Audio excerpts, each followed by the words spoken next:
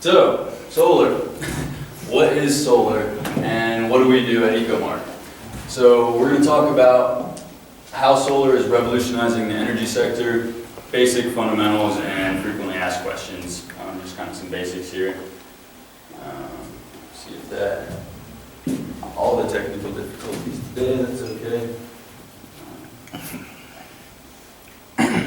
Yeah, all right, so three main types. We have photovoltaic, thermal, and passive. Thermal and passive are both, they're actually both ways of creating heat with solar energy. Passive is basically just using, windows, glass, and just the way you design that to create heat for a home or a building. You're not seeing that as much in current design for buildings these days, but it's a cool way of using solar for heating. Thermal is creating hot water using solar energy to create hot water and also for heating as well. Photovoltaic, though, is what we're going to be talking about today. That's what my company, Ecomark, specializes in. That's what we do exclusively for solar. And so photovoltaic, or PV, is what it's referred to, is the electrical production. So, back in the 80s, everyone was doing solar thermal. Now it's photovoltaic. We're actually replacing people's electric needs. Alright. So, besides solar, what all does Ecomark do? Our services include solar, batteries, energy management, EV chargers, so electric vehicles, and roofing. Primarily we're talking about solar because that's our bread and butter. But oftentimes people bring up, what about batteries? How does that work? So we'll touch on that a little bit more later. And you guys can always ask me about further about this stuff, some of the other options later if you're curious. So why are people switching to solar? This is a big question that I get, and that people just want to know. You're seeing more and more of it go up, or whether you're noticing it or not, it's happening. Well, there's a few reasons. Some of them are listed up here. Big thing is that people want it. People are interested in it, and it has a lot of government support as well. So, part of the reasons why people first look into it and what we hear from folks is eliminating their electric bills, right? And you may not be able to eliminate all of it, but at least being able to offset a large portion of that. By doing this, you're also avoiding the rate increases through the utility. So, these come every year, every couple of years, the rates are going up.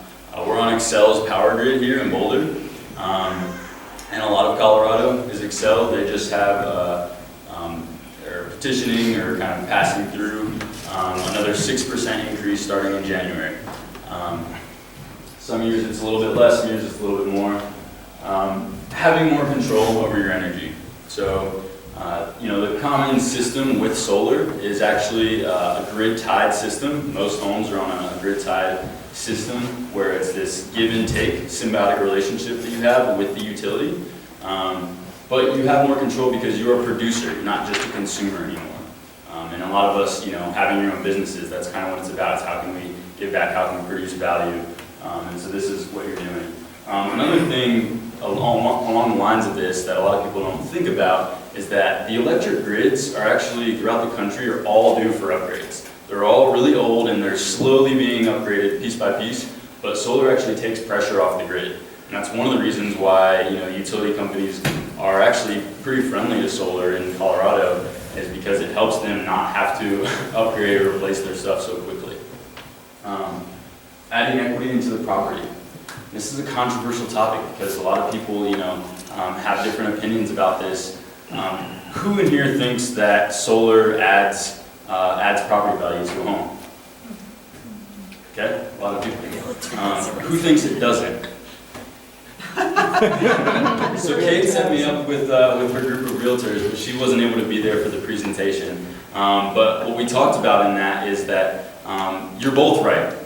It depends on the type of solar that you're doing. So we specialize in ownership solar. If you're leasing a system, that's great. You're still, having an impact, but it's not adding property value to your home. You don't own that system. And also, when you go to sell your home, it can oftentimes bog down that transactional process. So realtors have a chip on their shoulder from the old model of solar, which is this leased model. So that's why, two main reasons. You're seeing greater savings over time and a greater return on your investment with this ownership model. So, creating an asset for your home. And then the environmental impact.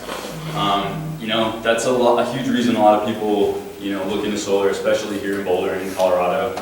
Forward thinking, we like to be outside, that's a big part of Coloradan culture. So being able to have that positive environmental impact, right? I put it at the bottom of the list though, not because it's the least important, but because this is the smallest thing in terms of actually people taking action and making that first step. Most people, even the strictest environmentalist is going to, it comes down to cost. It comes down to, does it make sense for me financially, right? And that's not a bad thing, right? It's important to take care of yourself first, or else you're not going to be able to take care of others. So the cool thing and what our goal is how can we do both, right? How can we have this positive environmental impact, invest in the world around us and in ourselves at the same time? All right, so what is the environmental impact? Well, here's just a couple of stats to kind of share with you. The average residential solar system is based on a 5 kilowatt solar system. Saves over 300 tons of CO2 emissions throughout its lifetime. So getting into some other FAQs, we'll talk about the lifespan of these on the next slide, but 300 tons of CO2 emissions. So this equates to about 300 acres of forest. I don't know if you guys kind of know what an acre looks like, but it's a pretty decent sized plot land, 300 of those for every solar system. So, cleaner air, that's fundamental, right? Like breathing, it's a basic human need. So now we'll jump ahead to frequently asked questions, and in the interest of time, I'm gonna say, let's pick 2 of these to talk about, and then you guys are just gonna have to set up meetings with me later to ask more questions or just give me a call. Anyone raise their hand or have a suggestion? Which one do you want to talk about? Lifespan. Lifespan, okay. So I brought that up. So the lifespan of these panels is 50 years. So 50 plus years. The beautiful thing about solar energy and why, one of the reasons why I'm so passionate about it is that not only does it work, but it's durable. The ones that were sent up into space for the original satellites that are tracking around our globe right now are the original solar panels that went up there, a lot of these. So, there's no elements, then, they can just keep going forever and ever. There's no moving parts in a solar panel. So, we can get more into the technology at another point. Yeah?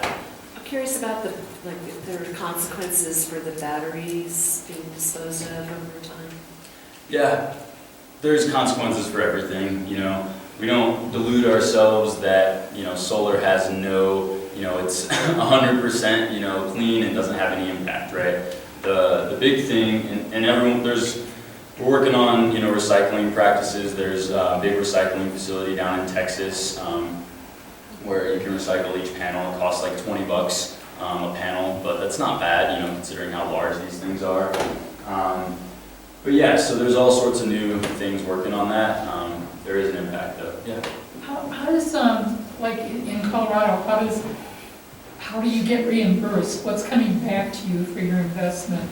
Yes. Does it say a family of 5 get back? Yeah, so there's kind of 2 questions there, because you're talking about, what's your average investment, and so I think what you're asking is, what's your kind of ROI, what's your return on investment with something like this, and what's the payback? So that's going to vary depending on your system, right? Everything that we do is customized.